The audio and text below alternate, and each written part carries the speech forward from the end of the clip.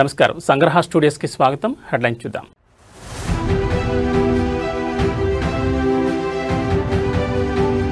రేవంత్ రెడ్డికి Harish Rao warning. Phone tapping కేసులో SIT విచారణకు వెళ్లే ముందు సంచలన వ్యాఖ్యలు.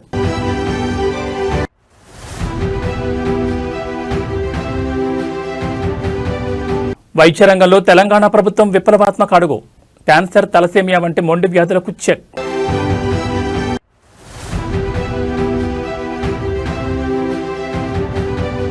పసిడిని దాటేసిన వెండి, ఒక్కరోజే 12,000 పెరుగుదల.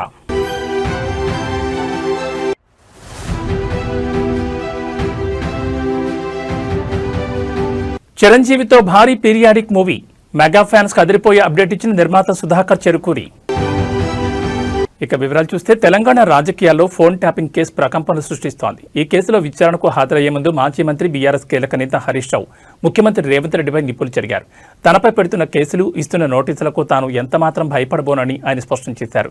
రేవంత్ రెడ్డి చేసే తాటాకు చప్పులకు భయపడే ప్రసక్తి లేదు. అధికారాన్ని అడ్డం పెట్టుకుని వేధింపులకు గురిచేస్తే వచ్చే మున్సిపల్ ఎన్నికల్లో ప్రజలే కాంగ్రెస్ ప్రభుత్వానికి తగిన బుద్ధి చెప్తారని హరీష్ రావు హెచ్చరించారు. తమకు న్యాయ వ్యవస్థపై పూర్తి నమ్మకం ఉందని, అక్రమ కేసులను చట్టపరంగానే ఎదుర్కొంటామని ఆయన ధీమా వ్యక్తం చేశారు. హరీష్ రావుకు మద్దతుగా బీఆర్ఎస్ కార్యకర్తలు భారీగా తరలిరావడంతో తెలంగాణ భవన్ పరిసర ప్రాంతాలు హోరెత్తాయి. పోలీసులు కార్యకర్తలను అడ్డుకోవడంతో స్వల్ప తోపులాట జరిగి ఉద్రిక్తత చోటు చేసుకుంది. ప్రస్తుతం హరీష్ రావు సిట్ అధికారులు ఎదుట విచారణకు హాజరయ్యారు. ఈ విచారణలో సిట్ ఎలాంటి ప్రశ్నలు సంధించబోతోంది, హరీష్ రావు ఎలాంటి సమాధానాలు ఇస్తారనేది ఇప్పుడు రాష్ట్ర వ్యాప్తంగా ఉత్కంఠ రేపుతోంది.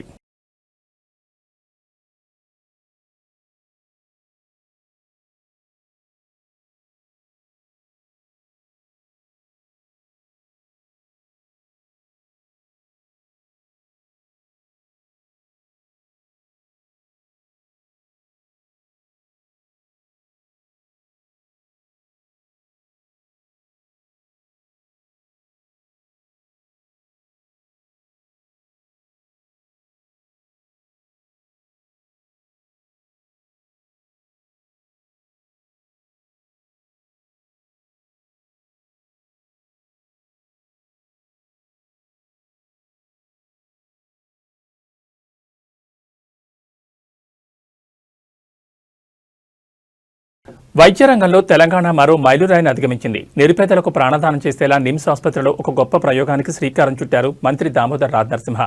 మందులతో నయం కాని మొండి వ్యాధులకు ఇక స్టెమ్ సెల్ థెరపీయే పరిష్కారం. క్యాన్సర్ అయినా, తలసేమియా అయినా దెబ్బతిన్న కణజాలాన్ని పునఃసృష్టి చేసే అద్భుత శక్తి ఈ స్టెమ్ సెల్స్ సొంతం. ఇప్పటి వరకు కేవలం బడా కార్పొరేట్ ఆసుపత్రులకే పరిమితమైన ఈ ఖరీదైన చికిత్సను ఇకపై సామాన్యులకు సైతం అందుబాటులోకి తెస్తోంది ప్రభుత్వం. విత్తనం నుంచి మహావృక్షం ఎలా వస్తుందో ఈ చికిత్సతో రోగులకు కొత్త జీవితం వస్తుందని మంత్రి ఆశాభావం వ్యక్తం చేశారు. అసలు ఈ స్టెమ్ సెల్ ల్యాబ్ ప్రత్యేకతలేంటి, అక్కడ జరిగే పరిశోధనలు రోగులకు ఎలా ఉపయోగపడతాయి అనేది స్పష్టంగా తెలియజేశారు.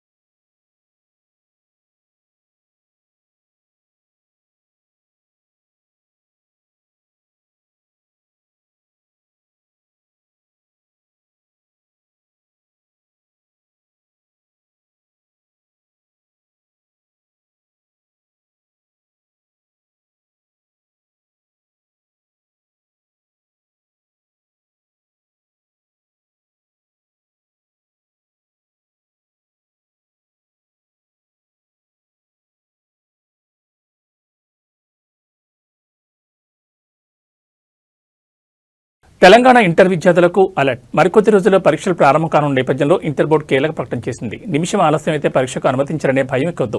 ట్రాఫిక్ ఇబ్బందులు, ఇతర సమస్యలను దృష్టిలో ఉంచుకుని పరీక్షా కేంద్రానికి 5 నిమిషాల వరకు ఆలస్యంగా వచ్చిన విద్యార్థులను అనుమతించాలని బోర్డు నిర్ణయించింది. గత ఏడాది సక్సెస్ అయిన ఈ రూల్ను ఈసారి కూడా కంటిన్యూ చేస్తున్నారు. రాష్ట్ర వ్యాప్తంగా 9 లక్షల మంది విద్యార్థుల భవిష్యత్తు దృష్టిలో ఉంచుకుని తీసుకున్న ఈ నిర్ణయంపై సర్వత్రా హర్షం వ్యక్తమవుతోంది. ఫిబ్రవరి 25 నుంచి థియరీ పరీక్షలు షురూ కానుండగా రేపటి నుంచి ఇంగ్లీష్ ప్రాక్టికల్స్ ప్రారంభం కానున్నాయి. విద్యార్థులు నిబంధనలు సడలింపు ఉన్నప్పటికీ ఆఖరి నిమిషం వరకు ఆగకుండా ప్రశాంతంగా పరీక్షా కేంద్రాలకు చేరుకోవాలని అధికారులు కోరుతున్నారు.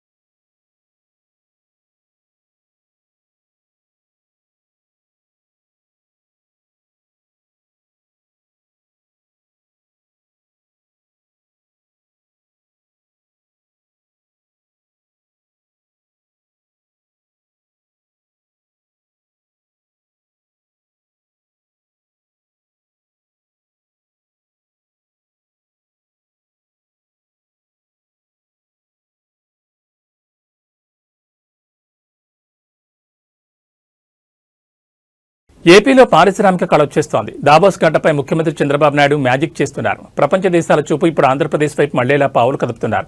తాజాగా యూఏఈ ఆర్థిక మంత్రి అల్ మారీతో చంద్రబాబు భేటీ అయ్యారు. ఒకరు కాదు, ఇద్దరు కాదు, ఏకంగా 40 యూఏఈ సంస్థలు ఏపీలో ఇన్వెస్ట్ చేసేందుకు రెడీ అయ్యాయి. ఏపీని లాజిస్టిక్స్ గేట్వే ఆఫ్ ఇండియాగా మార్చే లక్ష్యంతో మల్టీ మోడల్ లాజిస్టిక్ పార్క్ ఏర్పాటుపై కీలక చర్చలు జరిగాయి. మరోవైపు ఫుడ్ ప్రాసెసింగ్ రంగంలో కూడా యూఏఈతో చేతులు కలుపుతోంది ఏపీ సర్కార్. పునరుత్పాదక శక్తి నుంచి పోర్ట్ సిటీల అభివృద్ధి వరకు ఏపీ భవిష్యత్తును మార్చే భారీ ఒప్పందాలు త్వరలోనే కార్యరూపం దాల్చబోతున్నాయి.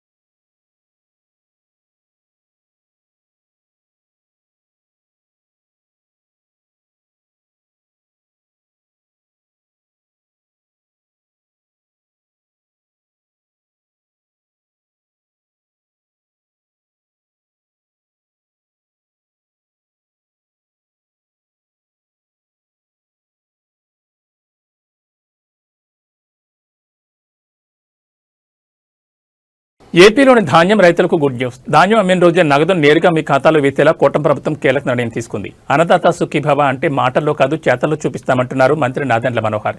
గతంలో ధాన్యం అమ్మితే డబ్బుల కోసం నెలల తరబడి తిరగాల్సి వచ్చేది. కానీ ఇప్పుడు కేవలం 24 గంటల్లోనే పేమెంట్స్ పూర్తి చేస్తున్న ప్రభుత్వం మరో అడుగు ముందుకేసి ధాన్యం కొన్న రోజే సాయంత్రానికల్లా ఖాతాలో నగదు జమ చేసేలా అధికారులకు ఆదేశాలు జారీ చేసింది. ఇప్పటి వరకు 9,800 కోట్ల రూపాయలను రైతుల ఖాతాల్లో వేసి రికార్డు సృష్టించింది. రవాణా సమస్యలు లేకుండా స్పెషల్ ట్రైన్లను కూడా రంగంలోకి దించింది ప్రభుత్వం. తేమ శాతం, గోనె సంచుల ఇబ్బందులు లేకుండా రబీకి పక్కా ప్రణాళిక సిద్ధం చేసింది.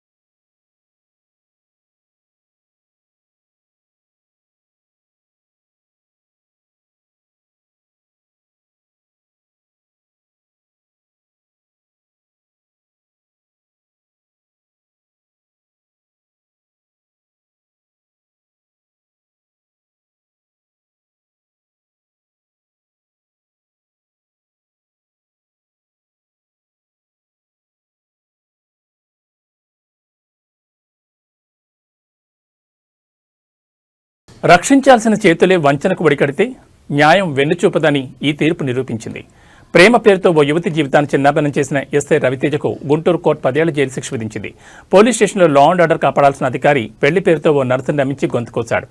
అధికారి ఉంది కదా అని వెర్రవీగిన రవితేజపై అత్యాచారంతో పాటు అట్రాసిటీ కేసు నమోదైంది. గత ఏడాది కాలంగా సాగిన ఈ న్యాయ పోరాటంలో చివరికి బాధితురాలకి న్యాయం చేకూరింది. యూనిఫామ్పై నమ్మకాన్ని వమ్ము చేసిన ఏ అధికారైనా చట్టం ముందు సమానమే అని కోర్టు ఈ తీర్పు ద్వారా స్పష్టం చేసింది.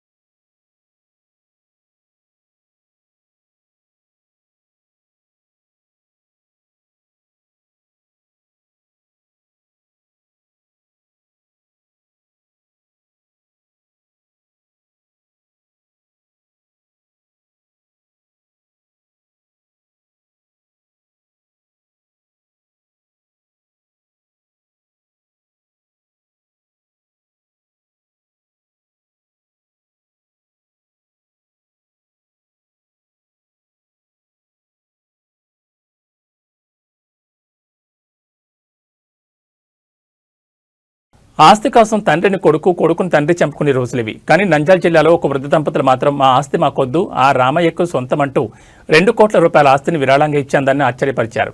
పేపలి మండలం జయదుర్గం గ్రామానికి చెందిన వీరభద్రుడు, వెంకటేశ్వర దంపతులకు సంతానం లేదు. ఉన్న ఆస్తిని ఏం చేయాలో తెలియక తికమక పడలేదు. మనసున్న మనుషులుగా ఆలోచించారు. తమకున్న 2 కోట్ల విలువైన ఆస్తిని మాధవరం రామాలయానికి రాసిచ్చేశారు. వారు చేసిన ఈ పనికి గ్రామం అంతా ఫిదా అయిపోయింది. ఆ దంపతులను దేవుళ్లా భావించి ఊరంతా బోరేగించారు. కోట్లున్న దానం చేయాలంటే గుండె కావాలి. ఆ గుండె ఈ దంపతులకు ఉందని నిరూపించారు.